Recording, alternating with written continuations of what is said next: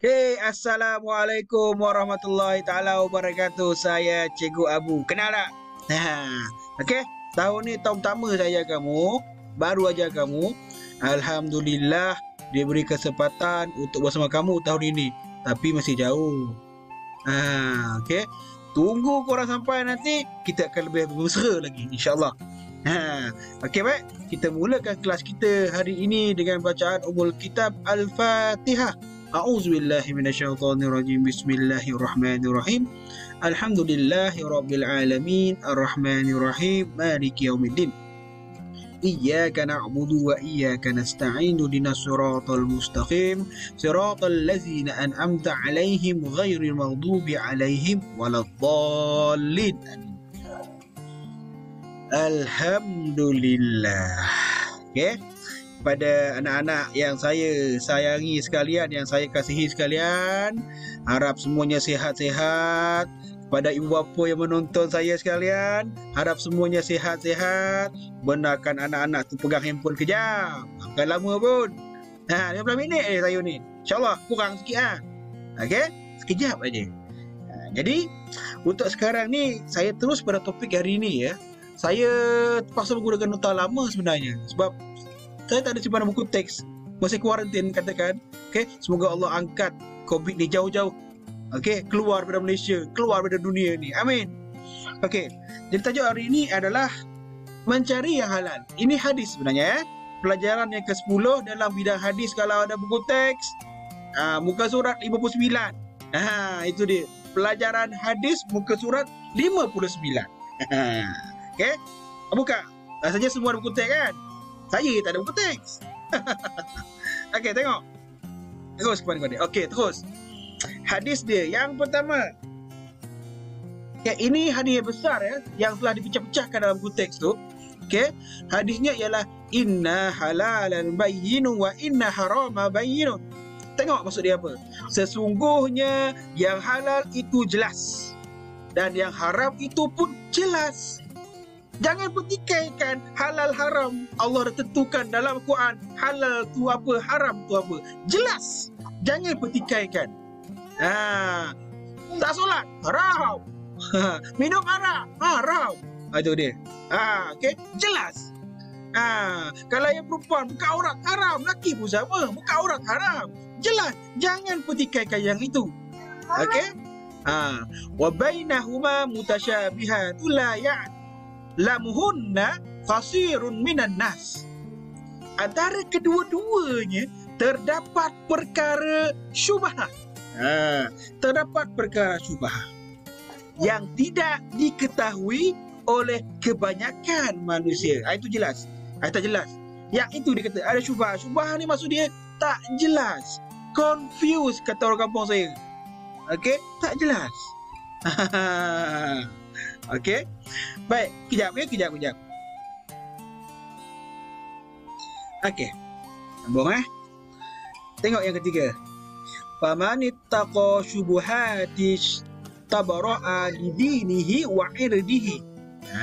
Maka sesiapa yang menghindari perkara syubhat ni, dia telah membersihkan agama dan kehormatannya. Maksudnya dalam Islam ni dia ada 3. Haram, halal, syubhat. Okay? Yang kita kena hindari, yang kita kena jauhi adalah haram dan syubhat. Kita ambil yang halal sahaja, yang jelas halalnya. Okay? Yang jelas halalnya. Begitu. Okay? Yang ketiga, wa man waqa'a fi syubhati waqa'a fi harami. Dan sesiapa yang terjerumus ke dalam syubhat, maka dia terjerumus ke dalam perkara yang haram. Ambil perkara syubhat tu, dia terjerumus ke dalam haram. Dia kata gitu. Jangan diambil langsung perkara yang syubhat, yang tak jelas.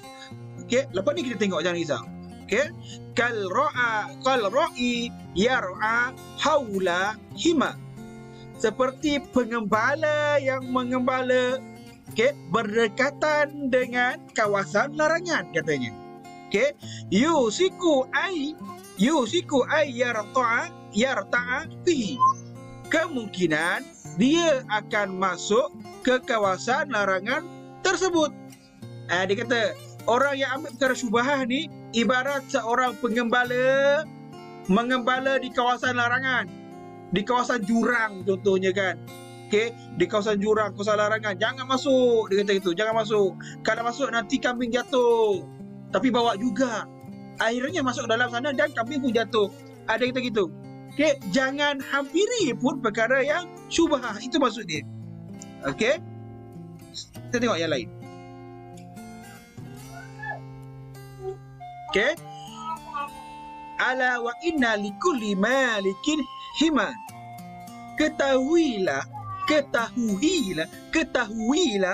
sesungguhnya bagi sesiapa raja, bagi setiap raja itu memiliki kawasan larangan.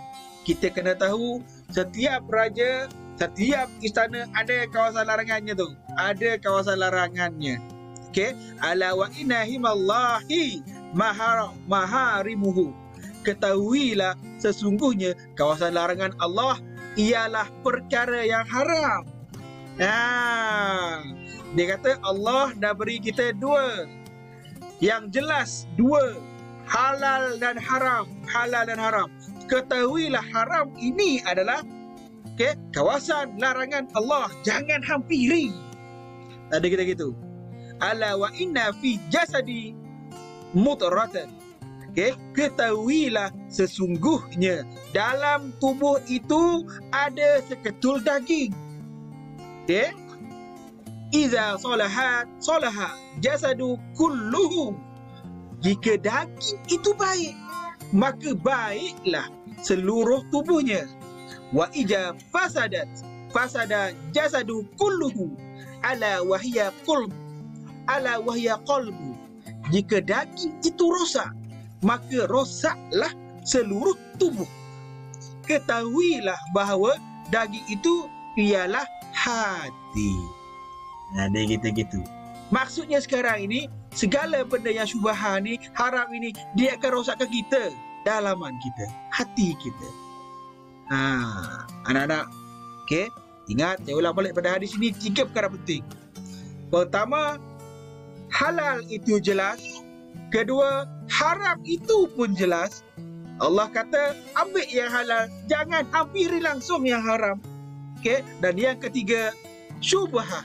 Di antara kedua-duanya, antara halal dan haram, ada garisan sempadan syubhah namanya.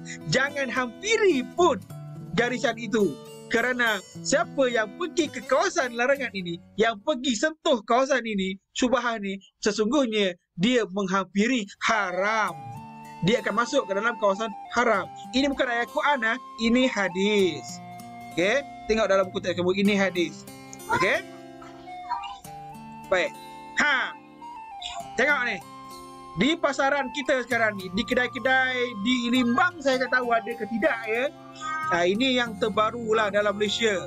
Baru-baru pun hujung tahun lepas. Hujung tahun lepas. Tengok apple fork. Cantik je rupa dia, macam air sirap je rupa dia. Sebenarnya ini adalah arak. Tak ada tanda halal apa semua. Jika sesiapa yang pergi kedai, melihat, ada tengok, nampak sedap je air ni, jangan nak ambil air ni. Ini adalah arak, haram. Sebaiknya baca dulu dia punya ingredient belakang tu. Nampak nanti mesti ada haram punya. Jangan tersuka hati. Waktulah perkara syubhah ni pada apple fork ni adalah dia tak ada logo halal pun. Bila tak ada logo halal, tengok pada ingredientnya, halal ke tidak. Sebab itulah Allah kata jangan hampiri. Rasulullah kata jangan hampiri pun perkara-perkara yang syubhah ni. Ini syubhah lah ni, tak ada logo halal pun. Nampak sedap ke rupa dia, tak ada rupa arak pun. Ini syubhah lah ni, jangan hampiri. Kerana arak itu jelas. Syubhah tu pun jangan dihampiri pun. Sebab kita akan masuk, kita terjerumus ke dalam haram. Ada kita gitu. Tengok logo bawah tu, logo halal yang bawah sekali tu. Logo-logo halal ni logo yang diiktiraf. oleh kerajaan Malaysia. Okey. Lagu halal Malaysia, USA apa semua. Baik. Maksudnya contoh sebagai contoh, hujung tahun lepas kita digemparkan dengan kartel daging yang menyeludup daging daripada negara Brazil. Okey. Yang gudang beku di Johor yang menyeludup daging daripada Brazil tu. Okey. Kemudian ditukar daging tu dengan logo halal, disebarkan kepada orang Malaysia, disebarkan pula, diagih kepada orang Malaysia, dijual kepada orang Malaysia sebagai daging halal. Sebenarnya daging haram. Daging haram ini bukanlah daging babi, bukan. Dia kan daging lembu. Hari itu saya tengok dia punya penjelasan daripada JAKIM, dia kata daging lembu, semuanya daging lembu. Okey. Halalnya, haramnya terletak kepada sebab Malaysia tak pernah lagi mengiktiraf Brazil sebagai pengeluar daging kepada Malaysia. Maksudnya kita tak tengok macam mana cara penyembelihan di Brazil. Entah-entah potong gitu aja ke. Okey, sedangkan di Malaysia dalam Islam kita diajar untuk memotong urat marah dan urat apa? Halqum. Ada 2 urat. Putus insya-Allah. Okey, dan kalau kamu biasa tengok apa nama korban akikah ke yang menyembelih semua tu, okey, kamu akan tengok yang mana lembu ke, kerbau ke, kambing ke, okey, binatang-binatang ini akan menggelupur. Tahu menggelupur tak? Menggelupur, mengeluarkan darah-darah daripada urat dia tu, daripada kita leher dia tu, okey, dan berbunyi pelik-pelik je. Okey, dalam Islam kita panggil itu sebagai hayat mustaghirah. Dalam Islam kita dah pun dianggap dia mati. Cuma peristiwa, cuma perkara yang berlaku pada ketika itu, menggeletarnya kambing-kambing, kerbau ke, lembu tu, itu adalah proses mengeluarkan darah-darah kotor. Sebab itulah dalam Islam, okey, makanan kita bersih, penyembelihan kita bagus. Kalau ambil daripada Brazil, belum tentu dia buat benda yang kita nak. Sebab itulah kita kata panggil daging haram walaupun daging lembu. Dia gitu. Okey? Okey. So, penipuan ini salah. Tapi dia menjadikan kita was-was tau. Was inilah namanya syubhat. Tapi apa boleh buat lah kan? Dah makan. Okey, Allah yang tahu, jangan risau. Okey, relax saja. InsyaAllah. Okey? Baik, kita sambung selepas ini. Sekejap ya. Tak cukup masa saya ni.